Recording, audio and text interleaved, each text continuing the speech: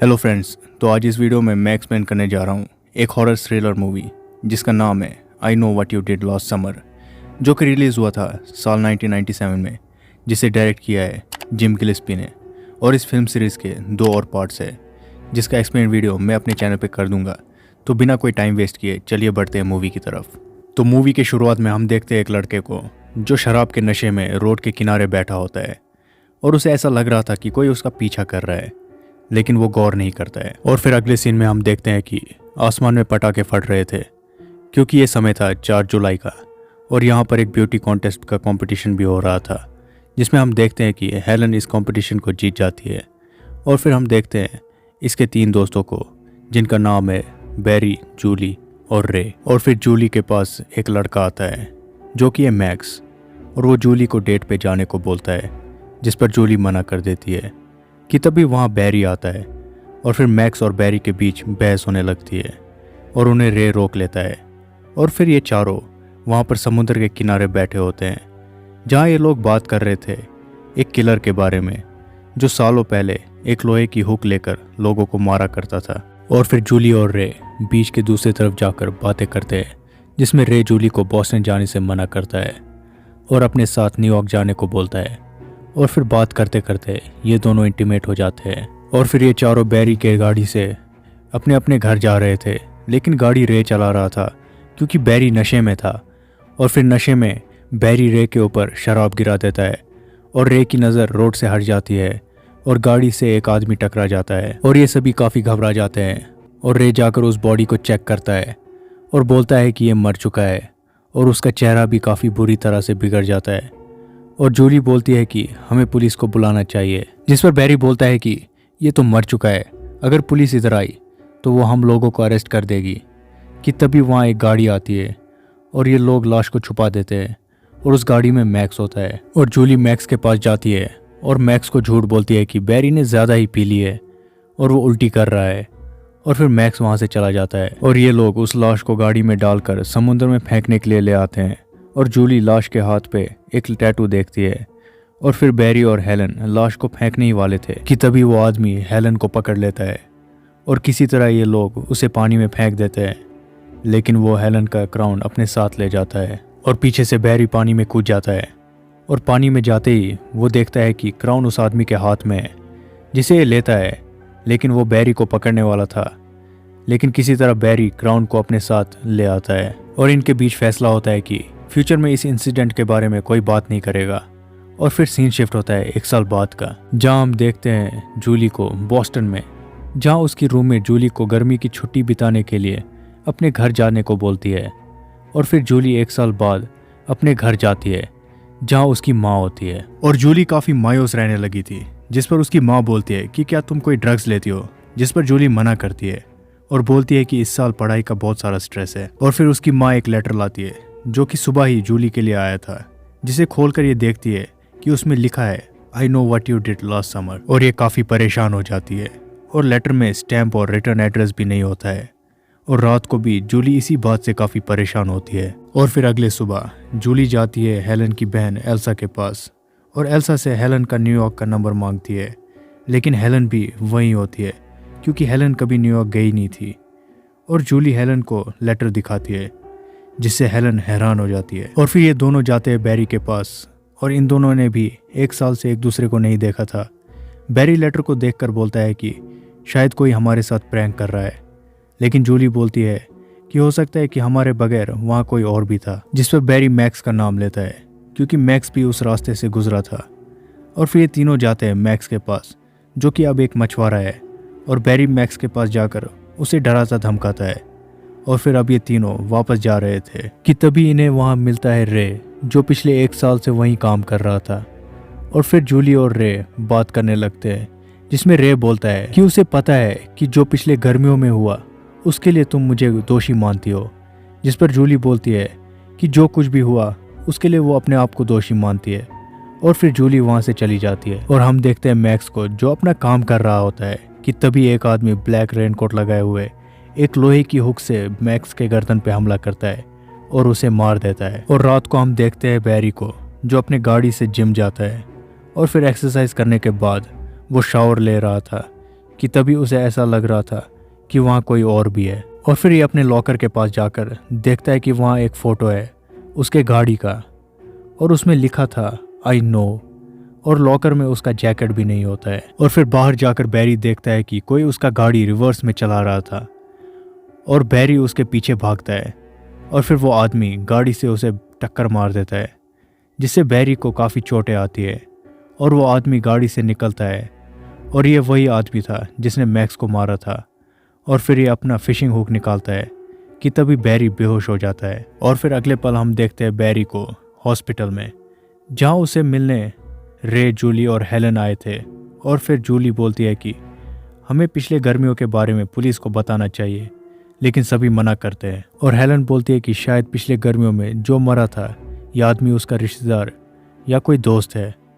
और फिर जूली अपने लैपटॉप में डेविड ईगन के बारे में रिसर्च करती है, जिसका पिछले गर्मियों में एक्सीडेंट हुआ था। और ये देखती है कि न्यूज़ के मुताबिक 2 साल पहले सूजी विलिस नाम की एक लड़की की एंगेजमेंट डेविड ईगन से हुई थी, और 5 जुलाई को उनकी गाड़ी डॉसन बीच के पास बेकाबू होकर पानी में गिर गई थी, लेकिन डेविड ईगन जिंदा बच गया था। और फिर ये दोनों डेविड ईगन के घर जाते हैं, जहाँ सिर्फ उसकी बहन होती है। वहाँ इन दोनों को पता चलता है कि डेविड ईगन के मौत के 2 दिन बाद एक लड़का उनसे मिलने आया था, जिसका नाम था बिली ब्लू, जिसका एड्रेस उसे पता नहीं होता है। और अब ये दोनों बिली ब्लू को ढूंढने का सोचते हैं, क्योंकि शायद वही है जो इन सबको लेटर्स भेज रहा था। तो अब रात हो गई थी, तो जूली हेलन को घर ड्रॉप करती है। तो हेलन घर में जाकर देखती है कि उसका बाप टीवी पर बेसबॉल मैच देख रहा है, और ये किचन में जाकर कोक पीती है। और वहाँ आ जाता है वही किलर फिशिंग हुक लेकर, और वो हेलन के बेडरूम में जाकर छुप जाता है, और हेलन भी बेडरूम में आ जाती है। और तभी पीछे से हेलन की बहन आकर बोलती है कि कल शॉप में कुछ काम है, तो सुबह 10 बजे आ जाना, जिस पर हेलन मना करती है और बोलती है कि उसे कल परेड पे जाना है, क्योंकि कल होता है 4 जुलाई और पिछले साल की ब्यूटी क्वीन को वहाँ जाना पड़ता है। और फिर ये सो जाती है। और अगली सुबह ये देखती है कि किसी ने उसके बाल काट दिए होते हैं, तो ये घबरा कर कॉल करती है जूली को, और जूली फौरन अपनी गाड़ी लेकर हेलन के घर के लिए निकलती है। और फिर गाड़ी चलाते समय जूली को डिक्की से कुछ आवाज़ आता है, तो जूली गाड़ी रोककर डिक्की खोलती है, जिसमें मैक्स की लाश होती है जिसे क्रैब्स खा रहे थे। तो ये घबरा कर डिक्की बंद करके दौड़कर जाती है हेलन के घर, जहाँ बैरी भी आया होता है। और फिर ये तीनों गाड़ी के पास आते हैं, और बैरी गाड़ी का डिक्की खोल कर देखता है कि वहाँ कोई नहीं होता है। और जूली बोलती है कि यहाँ मैक्स की लाश थी, शायद वो लाश को यहाँ से ले गया। अब ये तीनों सीधे हेलन के घर आते हैं, जहाँ रे उनका इंतज़ार कर रहा था, कि तभी बैरी गुस्से में उसे एक मुक्का मारता है और बोलता है कि तुम ही हमारे पीछे पड़े हो। तभी रे बोलता है कि मुझे भी उसका लेटर आया है। और जूली सबको हौसला रखने को बोलती है, और हेलन बोलती है कि हमें बिली ब्लू को ढूंढना होगा। ये नाम सुनकर रे हैरान हो जाता है, मानो ये कुछ छुपा रहा था, लेकिन कोई उस पर गौर नहीं करता है। अब ये लोग डेविड ईगन के स्कूल के ग्रुप फोटोज़ को देखकर बिली ब्लू को ढूंढते हैं, पर उस फोटो में कोई नहीं होता है। तभी बैरी बोलता है कि शायद उसने अपना असली नाम नहीं बताया होगा।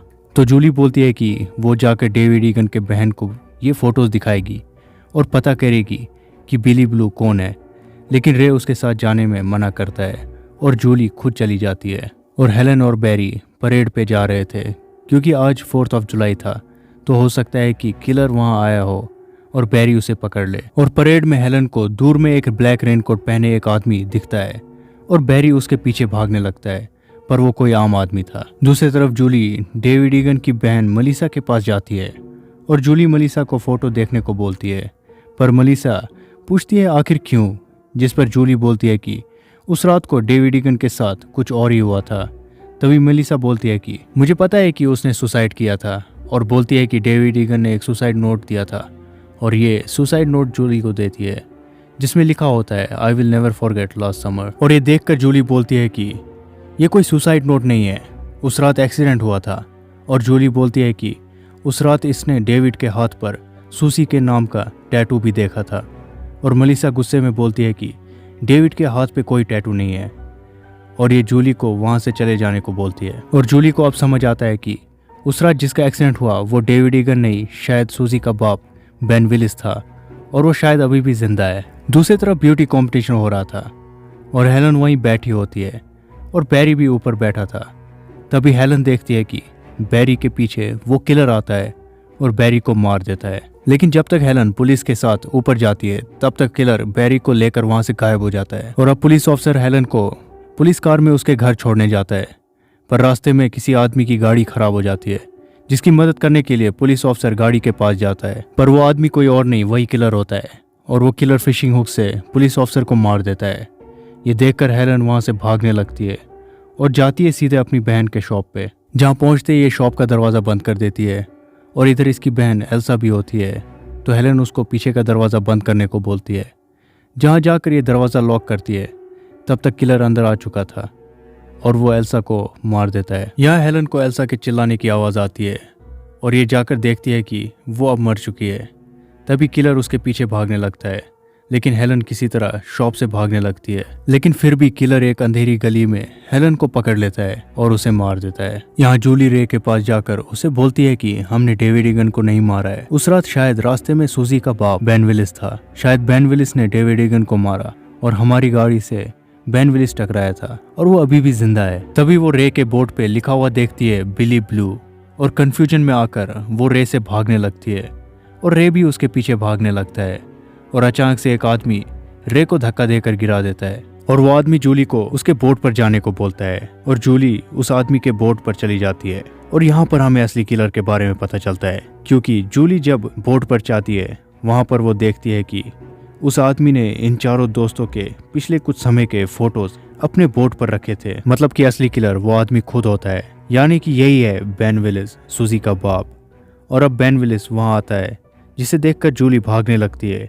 दूसरी तरफ रे भी इनके तरफ आ रहा था और अब बेन विलिस अपना फिशिंग हुक लेकर जूली को पकड़ने जाता है और जूली शिप के अंदर छुप जाती है। और ऊपर रे भी आता है, जहाँ किलर रे को वापस पानी में फेंक देता है, लेकिन रे रस्सी पकड़ लेता है और जूली नीचे देखती है फ्रीजर में हेलन और बैरी की लाश, और ये घबरा कर ऊपर भाग रही थी, जहाँ होता है वो किलर जो जूली को मारने ही वाला होता है। लेकिन तभी रे चैन हुक से उस किलर को मारता है, लेकिन फिर भी वो उठकर जूली को फिशिंग हुक से मारने ही वाला था कि तभी उसका हाथ चैन हुक से फंसकर कट जाता है और वो पानी में गिर जाता है। और फिर कुछ देर बाद वहाँ पुलिस आती है और वो लोग किलर को पानी में ढूंढने लगते हैं। यहाँ रे जूली को बोलता है कि उन दिनों रे ही डेविड ईगन के घर बिली ब्लू बनकर गया था उनका हाल पूछने के लिए। और फिर ये लोग अपने अपने घर चले जाते हैं। और फिर 1 साल बाद हम देखते हैं जूली को, जो होती है बॉस्टन में, और ये फ़ोन में रे से बात कर रही थी। तभी उसकी रूममेट उसे एक लेटर देती है और ये लेटर को देखकर घबरा जाती है, लेकिन वो लेटर एक पार्टी इनविटेशन का था। तो ये वापस जाती है शावर लेने, जहाँ मिरर में लिखा होता है आई स्टिल नो। और फिर ये मूवी यहीं ख़त्म हो जाती है। तो दोस्तों, ये थी I still know what you did last summer की एक्सप्लेनेशन। अगर आपको ये वीडियो पसंद आई तो लाइक, शेयर एंड सब्सक्राइब ज़रूर कर देना। तो मिलते हैं अगले वीडियो में, तब तक के लिए बाय बाय।